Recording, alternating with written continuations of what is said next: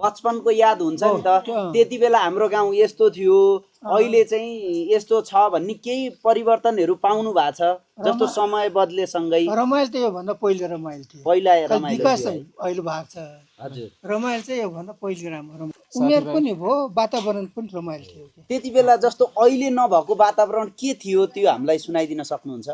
त्यो भन्दा नि अब पहिले रोजगार सुरिगार थियो ए हजुर रोजगार सुरिगार थियो अब विदेश जाने चालचलन चाहिँ थिएन भेडा बाख्रा भैँसी पाल्ने होइन अब गोठमा बस्दा मात्र त अघि पछि गाउँमा रमाउने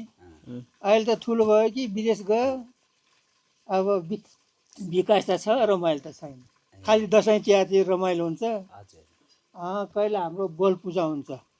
जेठ असारको सङ्क्रान्ति त्यतिखेर रमाइलो हुन्छ हुनु त हुन्छ पहिलेको भन्दा नि हुनु त त्यो के भन्छ वैशाखी पूर्णिमा हुन्छ चैते अष्टमी हुन्छ हुन्थ्यो हुन्छ तर पहिलेको जस्तो नहुँदो रहेछ हामी अब कहिले अहिले पनि 2 वर्षमा आयो 2 वर्षको बल्ल आउनुभयो अहिले अब जस्तो रोदी त्यस्तोहरू यतातिर सञ्चालनमा छैन अब नयाँ अहिलेको युवा पुस्ताले थाहै नपाउने भयो रोदीहरू के हो कसो अनि यो रोदीहरूको बारेमा के हुन्थ्यो रोदीमा अब यो गीत गाउँदा गाउँदै अरूलाई फकाउन सक्यो भने घर लिएर आउने हुन्थ्यो कि त्यही त धेरै जस्तो त्यही त अब रोदी बस्यो होइन हजुर रोदीमा बस्दाखेरि माया प्रेम बस्यो अनि लभ म्यारिज भयो माग्ने चलन हामी भन्दा पहिले माग्ने चलन थियो होला हाम्रो उमेरबाट त माग्ने चलन थिएन हामीले थाहा पाएको रोदी सोदी बस्यो मन मिल्यो फेरि भाग्ने चलन थिएन अब भगाएर घरमा ल्याउने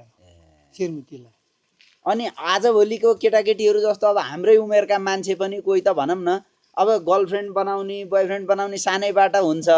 यो हजुरहरूको पहिलाको अब यहाँको कल्चरमा त्यस्तो गर्लफ्रेन्ड बोयफ्रेन्ड बनाउने उही रोदीबाट पटाए भयो नत्र भने अरू गर्लफ्रेन्ड बोयफ्रेन्ड बनाउने त्यस्तो चलन त थिएन गर्लफ्रेन्ड बनाउने चलनै थिएन त्यस्तो रोजगारमा चाहिँ अब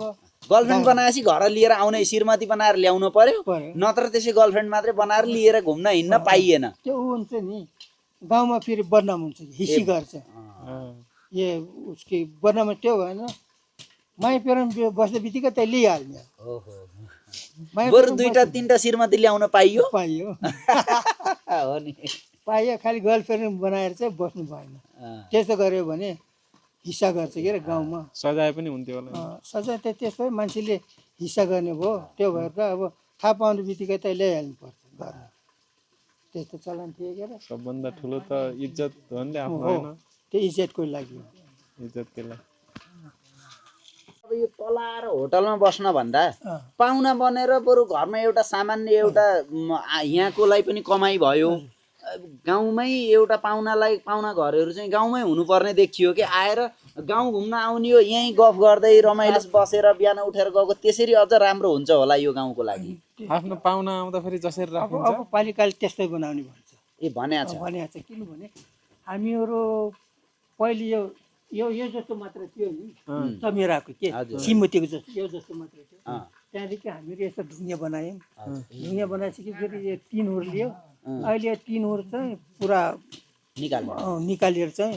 त्यसमा चाहिँ ढुङ्गा छाउने खर्च चाहिँ पालिकाले दिने अरे गाविसले दिने अरे त्यो भएर त्यो माथि तपाईँहरूको त्यो हुन्छ नि प्लेन त्यसमा ढुङ्गा हुन्छ हैन ढुङ्गा भन्दा नि ढुङ्गा हुँदैन कमेरा के माटो कमेराले त्यो पानी माथि कमेरो लाग्ने माटो राख्ने माटो त्यसको माथि सेतो माटो त्यो भएपछि पानी छिर्दैन सेम त्यो उ जस्तो सिमती उ जस्तो हो ढलान योदेखि यो रोड छ नि यो रोडदेखि माथि चाहिँ यो 3 नछाउने र ढलान नगर्ने अनि गरेको पनि निकाल्ने त्यो त्यस्तो बनाइदिएको छ के यो रोदी पनि सञ्चालनमा ल्याउनु पर्ने देखियो